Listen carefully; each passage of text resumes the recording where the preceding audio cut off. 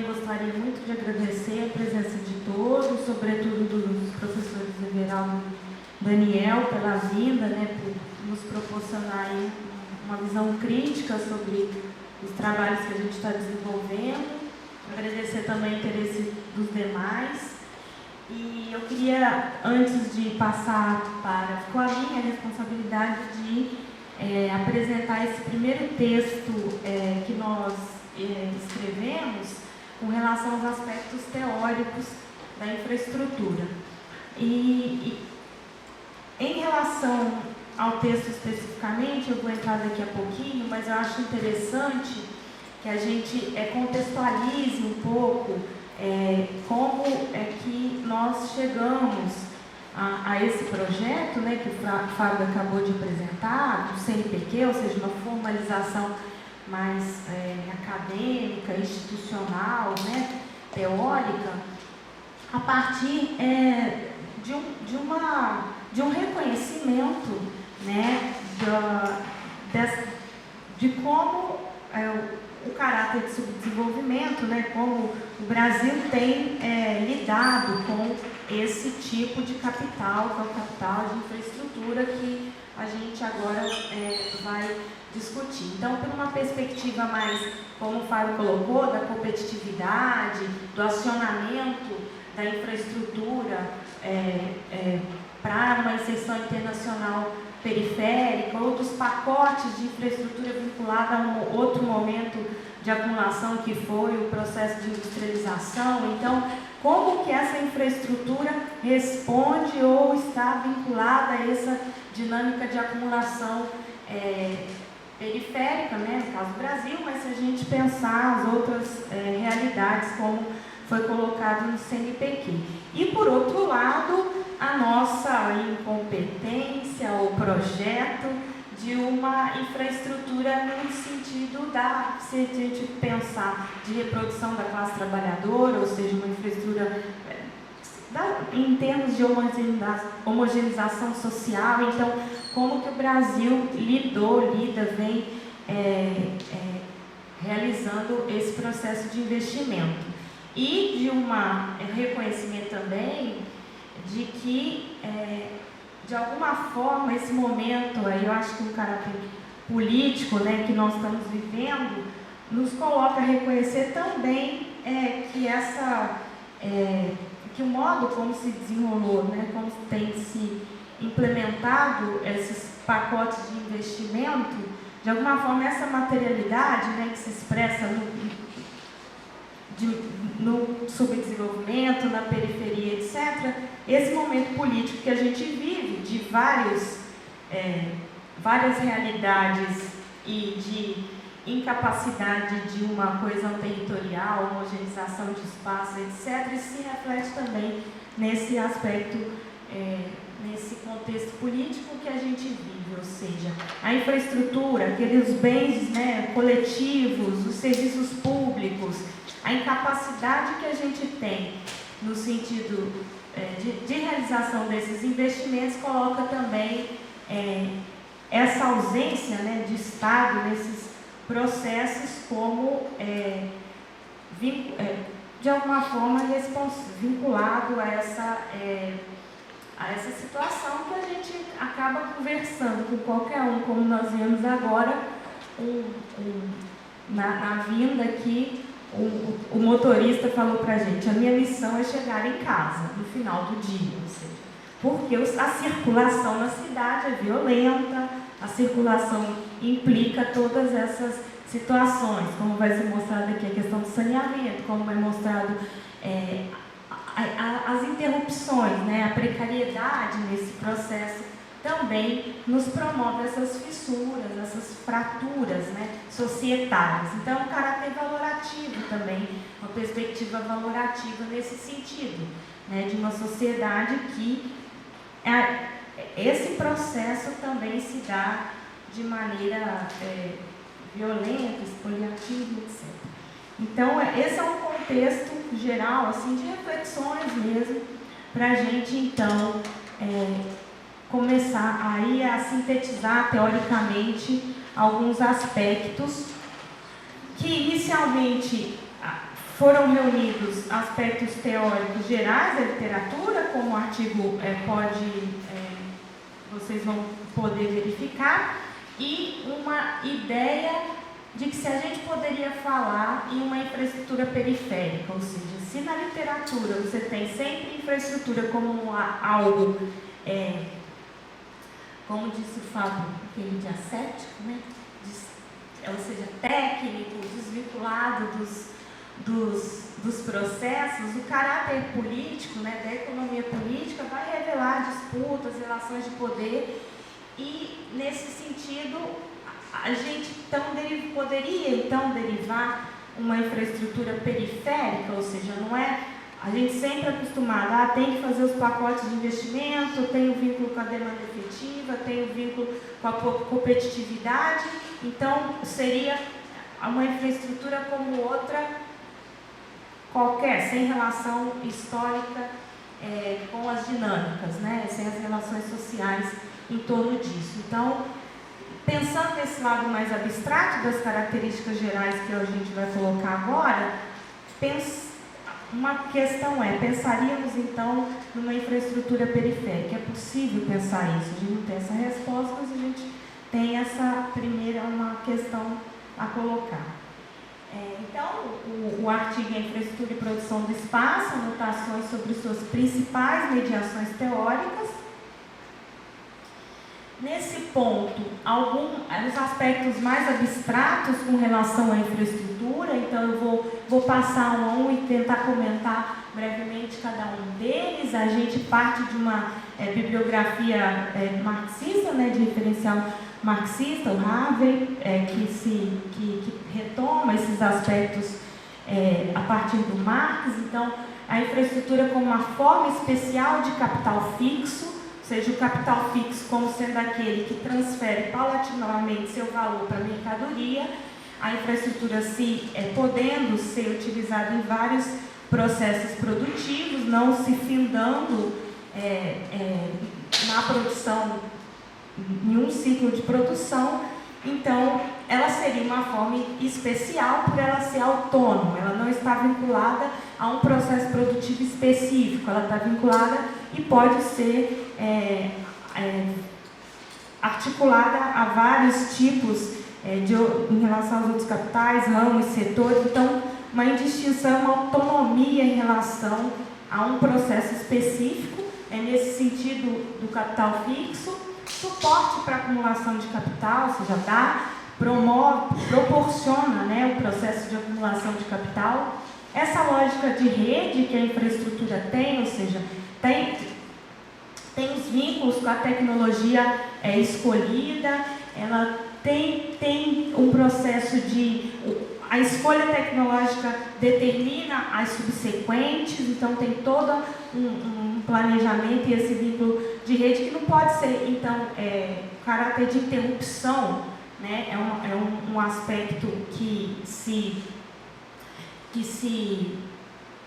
o caráter de interrupção não é o adequado nesse sentido, então já estou pensando que seria a periférica, um longo prazo de maturação que faz com que esse investimento seja diferente de determinados investimentos produtivos. Depois a gente deriva disso o papel do Estado, autoimobilização de capital, novamente, não seria um investimento que atraísse que atrai o capital privado, isso em tese. Então também a gente tem que, já fazendo vínculo com o que a gente vai discutir aqui, sobretudo com a presença do Daniel e do Everaldo, que a financiarização vai colocar novos aspectos, né, em relação a isso, mas nas primeiras abordagens teóricas isso é um ponto importante, né, a alta imobilização, e por isso os capitais privados então não estariam à vontade de correr o risco, e esse longo prazo de maturação de taxa de retorno impediria os capitais privados de atuar. Indivisibilidade técnica em elevada escala, ou seja, já é definido pelo projeto aquela escala, você não amplia essa escala ao longo do processo produtivo, ele tem ali uma definição, em geral, de grande escala, né? E a perspectiva de que Você pode ter a subutilização desse capital fixo, mas isso não se amplia de acordo com a demanda, então tem uma elasticidade de oferta também. Em distinção desses investimentos, ou seja, eles em tese não seriam específicos a um processo produtivo, como eu já mencionei a partir do Marx, mas isso também tem um diálogo com a literatura keynesiana a partir do Richman, essas contribuições, tá? Elevada composição orgânica e técnica do capital, ou seja, isso também vincula aos efeitos,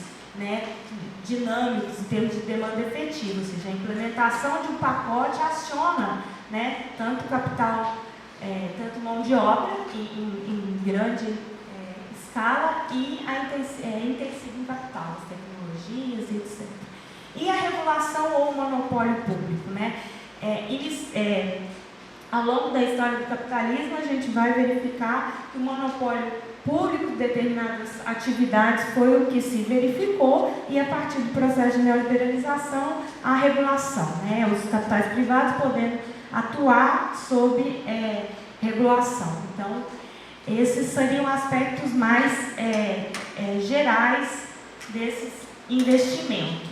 A ideia de fixo e fluxos é interessante a gente ressaltar, e aí a característica a partir do Marx é que no caso da infraestrutura é o capital que tem que ficar imobilizado para o demais, para a outra parte circular.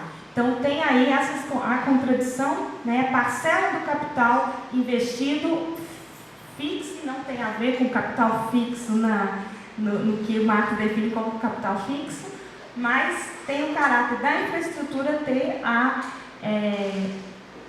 imobilidade, a ser aquilo fixo no território, né, para que os demais capitais circulem.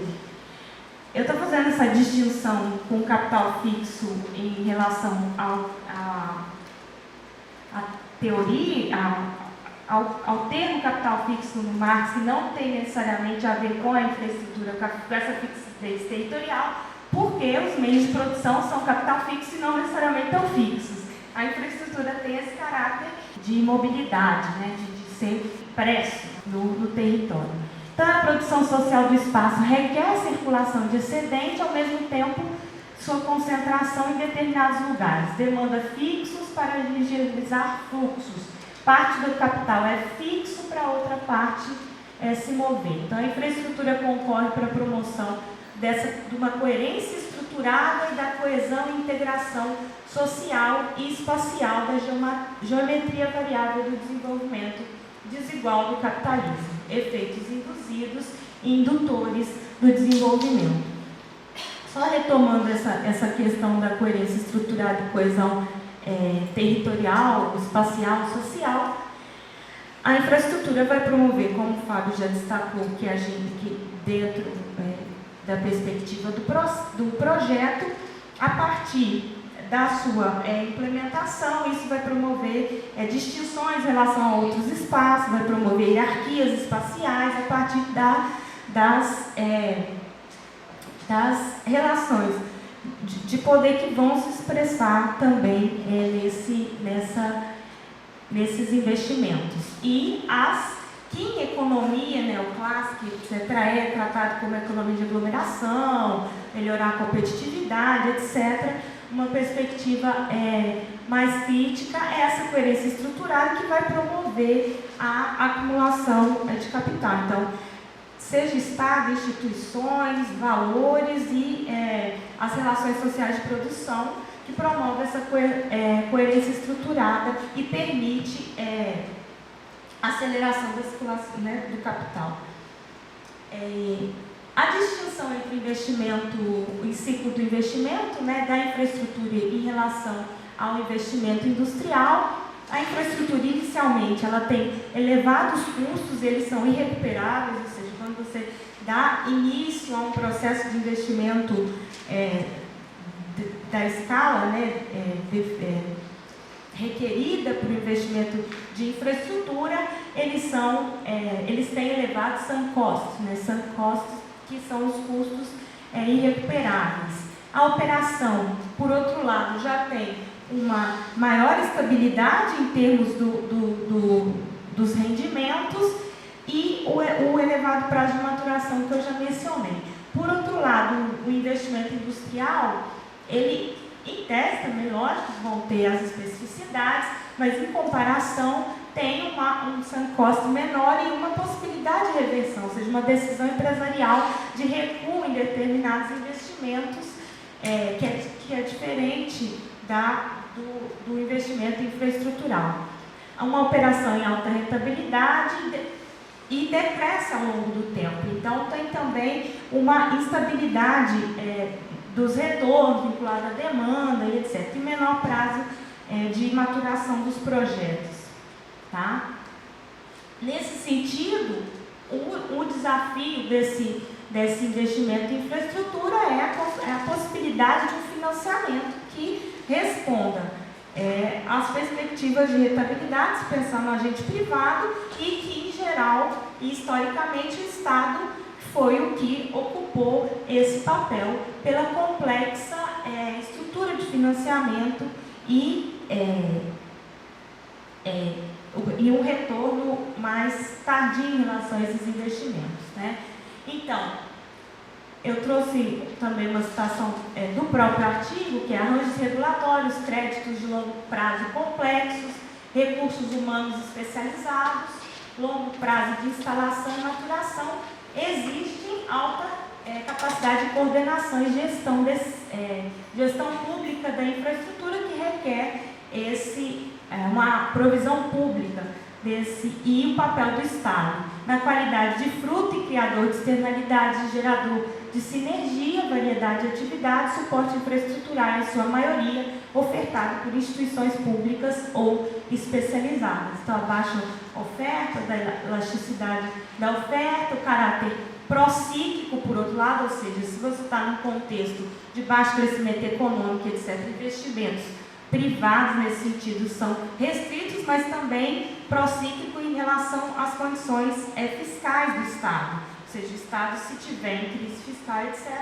esses investimentos não serão realizados. Por outro lado, o Estado também pode acionar, num contexto de crise, o investimento de infraestrutura como anticíclico, né? E é o que a gente sempre viu historicamente, não só no Brasil, mas aí a gente pega os pacotes infraestruturais brasileiros, o vínculo entre o ciclo econômico e o crescimento econômico, a gente consegue identificar isso. Então, por outro lado, e aí uma perspectiva política, é o viés político desses investimentos capaz de amalgamar interesses de longo prazo de frações hegemônicas. Então, e é isso também uma questão que a gente coloca, se a gente poderia ter um capital infraestrutural, ou seja, blocos, né, frações de capital vinculados ao processo de investimento nesse tipo de capital. Por que essa questão? Em tese, ela seria o suporte para propiciar o processo de acumulação, mas se verifica também que ela em si permite espaço de acumulação para frações de capital. Então, ela não estaria tão desvinculada assim de qualquer caráter de distinção. Teria aqui alguma questão a se colocar, né? E a partir dessas reflexões, se no primeiro momento a gente apresenta alguns aspectos gerais, abstratos da infraestrutura, como que isso se verifica espacialmente. Alguns pontos eu já coloquei: a cristalização e a imobilização no espaço, uma seletividade espacial, ou seja, a partir do momento que se define uma determinada planta, tanto os seus efeitos territorialmente são vinculados a um determinado espaço, ou seja, um espaço torna-se preferencialmente em relação a outro a partir dessa oferta estrutural. Então, é uma certa seletividade espacial. Aí também tem um diálogo com Middle e por essa característica, elevada demanda de terra, Então, monopolização e privação dos espaços, então, e daí a geração de possíveis conflitos, ela exclui, ela elimina a possibilidade de outros usos daquele território, né? Frações de capital e pacote de infraestrutura, que eu havia mencionado, ou seja, como essas frações de capital se articulam em torno desse tipo de investimento e definem projetos de política, né, de política pública, etc., em torno desses pacotes de investimento. Interrupção nessas extremidades, aí também fazendo diálogo com a perspectiva de rede, mas de certa forma, a partir do momento que se estabelece o pacote infraestrutural, uma determinada planta, as suas extremidades não necessariamente são vinculadas àquela dinâmica, né, daquele projeto, meios de reprodução, de consumo coletivo, e aí a perspectiva que eu inicialmente mencionei, ou seja, pensar a infraestrutura para além do caráter de competitividade, ela também é para a reprodução da classe trabalhadora e, no nosso caso, essa reprodução interditada, dificultada, quando se verifica o modo, né, como nós historicamente investimos na infraestrutura vinculada a essa ideia, né, de bens de consumo coletivo, né, uma demanda variável não uniforme e mobilidade para promover a circulação de capital, isso a gente já mencionou, mas dá um caráter geográfico específico, promove disputas por lugares, competições espaciais, coerção concorrencial espacializada. A partir das discussões que o Brandão desenvolve no trabalho, isso também faz esse diálogo com a infraestrutura em relação aos processos de homogeneização, integração e polarização, ou seja, promove a homogeneização capaz de possibilitar os processos de acumulação, né, integra espaços heterogêneos e, a partir disso, estabelece a divisão social do trabalho, né, por o capital, né, capital que vai promover, e a infraestrutura permite possibilita esse processo, e sob coerção concorrencial, articulações interespaciais dotadas de reversibilidade e efeitos de dominação e processos de polarização, ou seja, a partir das dinâmicas promovidas de homogeneização e de integração, determinados espaços vão expressar as hierarquias que se dão nas relações de produção. Então, essa perspectiva se verifica nesses investimentos, né? E fazendo um diálogo com o que nós queremos nos concentrar com esse workshop, que é entender como o processo de financiarização implica novos olhares ou determinadas transformações nesse caráter mais geral da infraestrutura, tem-se que essas rodadas regulatórias neoliberais, ou seja, alteração de regulações, normas, instituições que permitem o capital privado se inserir, né, ser ativo nesses investimentos, como que isso tem conferido novas características ou não, né? Isso é uma questão que se coloca, que nas últimas décadas, profundas transformações na estrutura e dinâmica do setor de infraestrutura se processaram em âmbitos tecnológicos, institucionais e de mercado. Foram erguidas modalidades institucionais complexas com o surgimento de multitude de novos agentes, instâncias decisórias, aparatos regulatórios. Uma miríade complexa de agentes, frações de capital, compõem o bloco de capital infraestrutural, promotores, incorporadores, mercantis, transporte, etc., com grande poder de decisão sobre destinos dessas cidades e regiões. E um regime de acumulação financiarizado em modo de regulação neoliberalizado, antidemocrática, esse setor ganha proeminência. Não que antes não ocorresse a relação dos blocos de capital, das frações de capital, construção civil e etc., mas como, num processo de neoliberalização, ofertar cada vez mais esses espaços de acumulação para o capital privado, que contorno isso vai dar nesses investimentos infraestruturais, né? E para finalizar, porque a gente quer mais ouvir do que falar, a gente coloca alguns pontos de reflexão. Alguns eu já trouxe, e aí eu vou me repetir um pouco, mas fortalecendo essa perspectiva do projeto, né? Resgatar relações entre sistema de cidades, hierarquias urbanas e sistemas de infraestrutura, como que essas relações de poder e essa produção social do espaço, produção da cidade, como que a infraestrutura pode ser analisada à luz dessa produção social do espaço urbano. Dialogar infraestrutura e escalas espaciais, escalas como prisma analítico e concertação de interesse, ou seja, como os projetos respondem a dinâmicas e as múltiplas escalas, né, que vão determinar esses projetos, as escolhas em relação aos projetos, os interesses vinculados a cada um deles.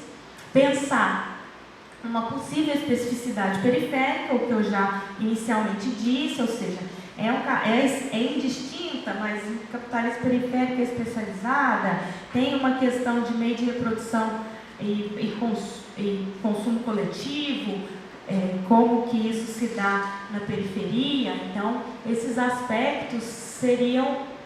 É possível pensar na teoria por uma infraestrutura periférica, né? É possível pensar um capital infraestrutural específico, ou seja, blocos, frações de capital, blocos de poder em torno dessa infraestrutura que acionam a cada ciclo de acumulação a dinâmica, que acionam esses pacotes de infraestrutura para promoção dessa acumulação. Há espaço a um projeto político capaz de promover uma infraestrutura emancipatória que promova a ampliação das potencialidades econômicas, políticas, sociais, ambientais, etc. Ou seja, é possível agir, ainda tem espaço para se pensar a infraestrutura como um do